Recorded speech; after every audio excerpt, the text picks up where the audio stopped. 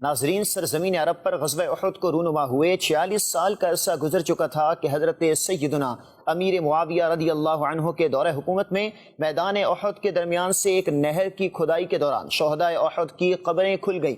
اہل مدینہ اور دوسرے لوگوں نے دیکھا کہ شہدائے کرام کے کفن سلامت اور بدن تر و تازہ ہیں، یوں معلوم ہوتا تھا کہ پرسکون نیند سو رہے ہیں۔ ناظرین، انہی شہدائے کرام میں سے ایک رسول کریم صلی اللہ علیہ وسلم کے معزز چچا خیر الشہداء سید الشہداء حضرت سیدنا امیر حمزہ رضی اللہ تعالی عنہ ہیں۔ سید الشہداء حضرت سیدنا امیر حمزہ رضی اللہ تعالی عنہ کی ولادت نبی کریم صلی اللہ علیہ وسلم کی اس دنیا میں جلوہ گری سے 2 سال پہلے ہوئی۔ آپ رضی اللہ تعالی عنہ کی کنیت ابو عمارہ ہے۔ آپ رضی اللہ تعالی عنہ بہت حسین و جمیل تھے، خوبصورت پیشانی اور درمیانہ قد تھا۔ پیارے آقا صلی اللہ علیہ وسلم آپ سے بہت محبت کیا کرتے اور فرماتے کہ میرے چچاؤں میں سب سے بہتر حضرت حمزہ ہیں۔